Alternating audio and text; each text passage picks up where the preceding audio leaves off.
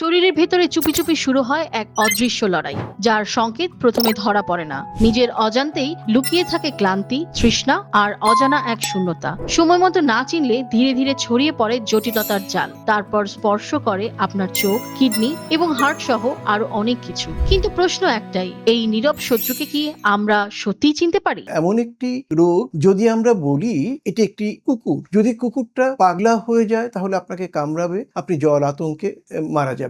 আর যদি এটি আপনার বশ হয়ে যায় তাহলে এটি আপনাকে প্রতিরক্ষা দেবে, আপনার শত্রুকে দূরে রাখবে। ডায়াবেটিস এমন ধরনের একটি রোগ যেটি হয় শরীরে যে পরিমাণ সুগার বা গ্লুকোজ থাকার দরকার তার চেয়ে অনেক বেশি পরিমাণে থাকে, এবং এই বেশি পরিমাণে থাকার কারণে শরীরে কতগুলো লক্ষণ দেখা যায়। এর মধ্যে অন্যতম একটি হচ্ছে কোনো কারণ ছাড়া ক্লান্ত লাগবে, পিপাসা লাগবে এবং ক্ষুধা বেশি লাগবে। খাচ্ছে তারপরে ওজন কমে যাচ্ছে, তার বারবার প্রস্রাব পাবে, রাতে ঘুম থেকে উঠেও প্রস্রাব করবে। দুপুরে খেয়েছে, রাতে খেতে একটু দেরি হলো, তীব্র ক্ষুধা লাগবে, মাথা ঘোরাবে এবং মনে হবে সামনে যা পাই সব খেয়ে ফেলবো, অতিরিক্ত ক্ষুধা। পানি পিপাসাও বেশি লাগবে, যেটি বললাম, প্রস্রাব ঘন ঘন করবে, ওজন কমে যাবে এবং দুর্বলতা লাগবে। এর বাইরেও প্রাপ্তবয়স্ক ছেলে মানুষ হঠাৎ করে দেখলো তার যৌন আকাঙ্ক্ষা বা যৌন উত্থান এটি কমে যাচ্ছে। এগুলোও কিন্তু ডায়াবেটিসের প্রথম লক্ষণ হতে পারে। যদি কেউ কোনো কারণ ছাড়া ক্লান্তি বোধ করে অথবা ওজন কমে যায় তাহলে আমরা প্রথমেই বলবো ডায়াবেটিসের পরীক্ষাটি তার করা দরকার। কারণ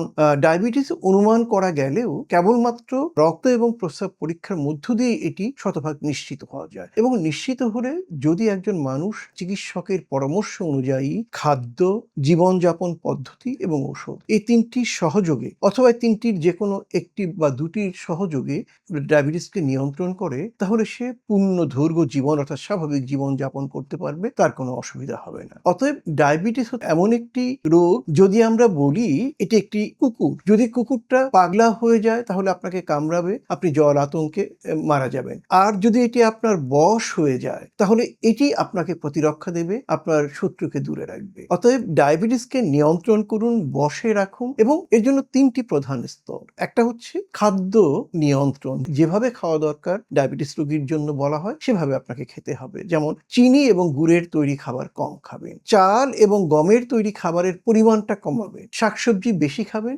ফলমূল সব ফলমূলই খাবেন, তবে যে ফলগুলো একটু মিষ্টি বেশি সেগুলো পরিমাণে কম, আর যেটি মিষ্টি নয় যেমন পেয়ারা বা আপেল সেগুলো পরিমাণে বেশি। আর জীবনটাকে সক্রিয় রাখতে হবে, কাজ করতে হবে, হাঁটাহাঁটি করতে হবে, ব্যায়াম করতে হবে। মনে রাখতে হবে সক্রিয়তাই হচ্ছে জীবন। অতএব ডায়াবেটিস হলে যে ভয়ে মরে যাবেন বা ভেঙে পড়বেন তার কোনো দরকার নাই। সাবধান থাকুন, মেনে চলুন, ভালো থাকবেন।